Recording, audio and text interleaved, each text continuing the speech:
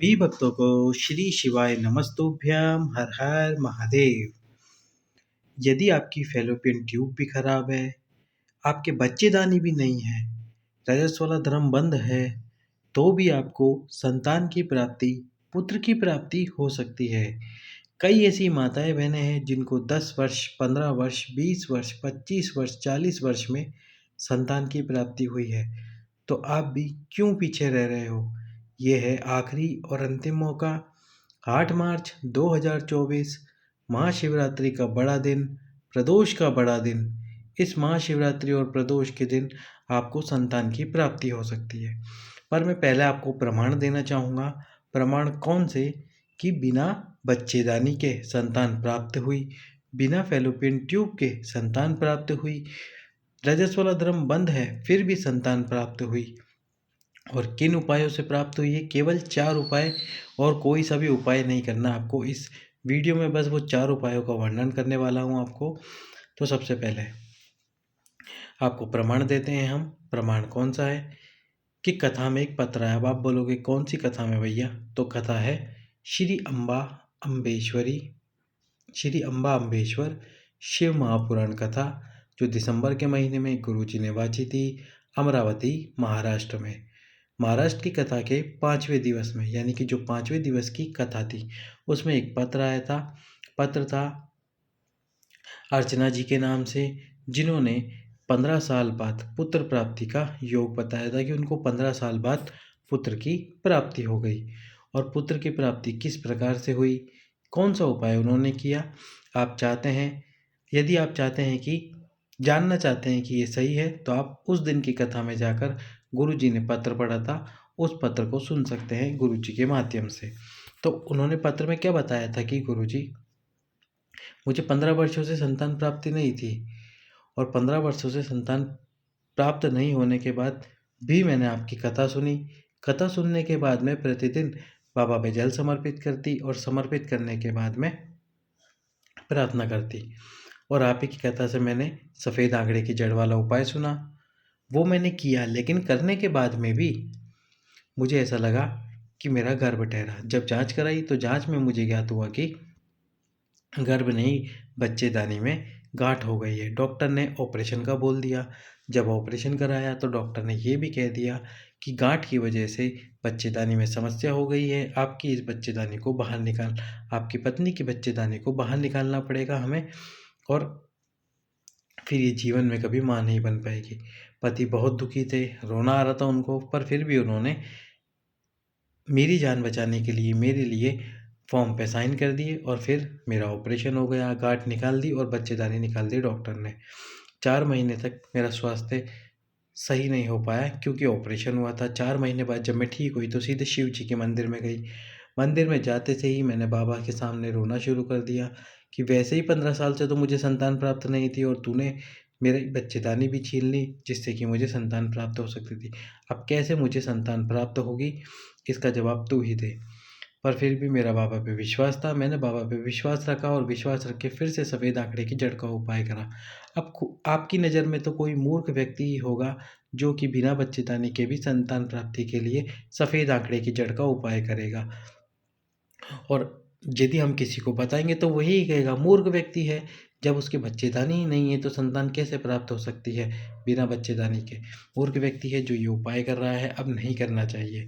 पर उन्होंने उपाय किया सफ़ेद आंकड़े की जड़ का, और उनको फिर से लगा कि शायद वो गर्भवती है। जांच कराई, जांच में कंफर्म हो गया कि वो गर्भवती है, और बिना बच्चेदानी के उनके 9 माह का पूर्ण बच्चा प्राप्त हुआ, जो कि 15 साल बाद पुत्र के रूप में प्राप्त हुआ।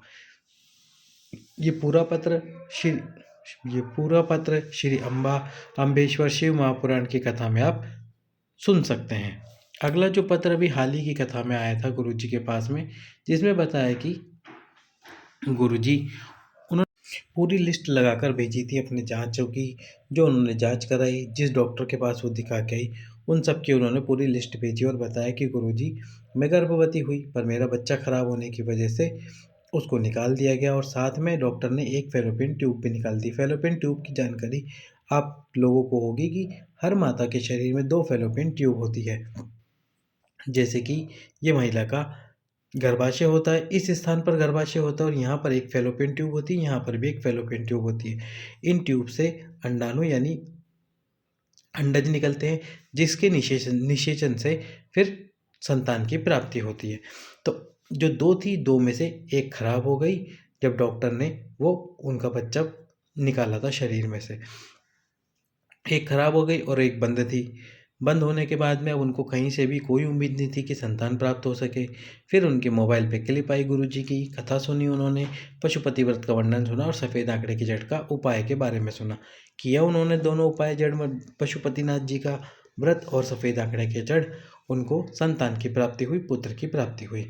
अब तीसरी बात कि कुछ माताओं बहनों को रजस्वला धर्म से संबंधित समस्या रहती है, रजस्वला धर्म भी बंद रहता है। उन्होंने भी इसी उपाय से, सफ़ेद आंकड़े की जड़ के उपाय से संतान की प्राप्ति की है। तो अब यह अंतिम मौका है, प्रदोष के दिन, महाशिवरात्रि के दिन इस जड़ को बांधने का। यह आखिरी मौका है जब आप इस उपाय को कर सकते हो, क्योंकि महाशिवरात्रि का बहुत विशेष होता है। महाशिवरात्रि बहुत विशेष होती है और महाशिवरात्रि का दिन भी बहुत विशेष होता है। तो इस दिन से आप नियम बना लीजिए, बस मुझे ये 4 उपाय करने हैं। 4 में से 2 उपाय तो आपको, एक उपाय तो एक ही बार करना है, एक उपाय प्रतिदिन करना है और बाकी 2 उपाय भी प्रतिदिन करने हैं। बस ये नियम बना लीजिए। 3 महीने लगातार यदि आप इस नियम का पालन करते हैं तो बाबा आपकी झोली अवश्य ही भरेगा, बाबा आपकी गोद अवश्य ही भरेगा। यदि पहले से आपने इस जड़ को बांध रखे हैं तो केवल जो 3 नियम मैं बता रहा हूँ, उन 3 नियमों का पालन करें। सबसे पहले आपको क्या करना है, सफ़ेद आंकड़े की जड़ को लेकर आना है। यदि पति आपके साथ जा सकते हैं तो ज़रूर लेकर जाएं, नहीं जा सकते, किसी कारणवश वो नहीं जा सकते, तो माताएं स्वयं वो जड़ लेकर आए और फिर अकेले ही शिव मंदिर में उपाय करके आए। गुरुजी वैसे कहते हैं कि पति को साथ अवश्य ही जाना चाहिए। कोशिश करें कि पति साथ अवश्य ही जाए, नहीं जा सकते तो फिर माताएं बहनें अकेले ही इस उपाय को करके आए। 21 बार तुमरुकेश्वर महादेव के नाम से सफ़ेद आंकड़े की जड़ को घुमा ले शिवलिंग पे से और अपनी कमर में बांध लीजिए। चाहे 7वां दिन हो आपके रजस्वला धर्म का, महाशिवरात्रि वाले दिन, चाहे ना हो, आप इस जड़ को बांध लीजिए। पिछले 2-3 दिन या फिर 1 हफ्ते पहले आपने इस जड़ को बांधा है तो फिर से इस जड़ को मत बांधिए जब तक 2 या 3 महीने ना गुजर जाए इस जड़ को बांधे हुए। फिर आपको क्या करना है, 5 पीपल के पत्ते लेने हैं। जो माताएं प्रतिदिन शिव मंदिर नहीं जा सकती, वो 5 पीपल के पत्ते ले ले एक साथ, अवधूतेश्वर महादेव के नाम से समर्पित कर दे और प्रतिदिन एक एक पीपल का पत्ता फ्रिज से निकाल कर गाय के दूध में उबाल कर उसको बाहर निकाल दे और उस दूध को पति और पत्नी दोनों रात्रि को सोने से पहले अवश्य पिए, तुमरुकेश्वर महादेव के नाम से। प्रतिदिन आपको 1 कलश जल तुमरुकेश्वर महादेव के नाम से ही समर्पित करना है शिवलिंग पर और ये कार्य प्रतिदिन करना है आपको। अगर रजस्वला धर्म आता है तो ही आपको ये उपाय रोकना है, वरना उपाय बिल्कुल नहीं रोकना। जहाँ भी कहीं जा रहे हो, ट्रिप पर कहीं भी जा रहे हो, सारे ट्रिपों को कैंसिल कर दो। बस ये उपाय प्रतिदिन करो, 1 कलश जल तुमरुकेश्वर महादेव के नाम से। और जब जल नीचे गिरे तो अपने हाथ में उस जल को लो, तुमरुकेश्वर महादेव का स्मरण करो। यदि पति मंदिर जाते हैं तो उन्हें भी वहीं पर जल पिला दे और यदि पति मंदिर नहीं जाते तो घर लाकर उस जल का उनको आचमन अवश्य ही कराए। थोड़ा सा जल कलश में झेल कर लाए तुमरुकेश्वर महादेव के नाम से और थोड़ा सा जल माताएं बहनें शिव मंदिर में ही नंदी जी के पीछे की तरफ बैठकर पी लीजिए। फिर ये अंतिम उपाय जो कि आपको प्रतिदिन 1 बेलपत्र समर्पित करना है तुमरुकेश्वर महादेव के नाम से। तुमरुकेश्वर महादेव के नाम से 1 बेलपत्र समर्पित करें और समर्पित करने के बाद में उस बेलपत्र को नंदी जी के पीछे बैठकर ही खा लीजिए। इस प्रकार से आपको ये उपाय करना है। यदि प्रतिदिन बेलपत्र ना मिले तो आप 1 अक्षत का दाना, 1 चावल का दाना समर्पित करें। 2 दिन समर्पित ना करना, कौन सा, एकादशी का दिन। एकादशी के दिन अक्षत समर्पित ना करें शिव जी पर। यदि करते भी हैं आप तो आप कर सकते हैं, लेकिन उस दिन अक्षत का सेवन ना करें। वो अक्षत को आपको दूसरे दिन, द्वादशी तिथि के दिन खाना है, इस बात का ध्यान रखना बस, यदि आपके पास में बेलपत्र नहीं है तो ये 4 नियम आपके जीवन में संतान प्राप्ति, पुत्र प्राप्ति अवश्य ही कराएंगे। कि मेरा विश्वास है, बस आपका विश्वास जागृत होना चाहिए।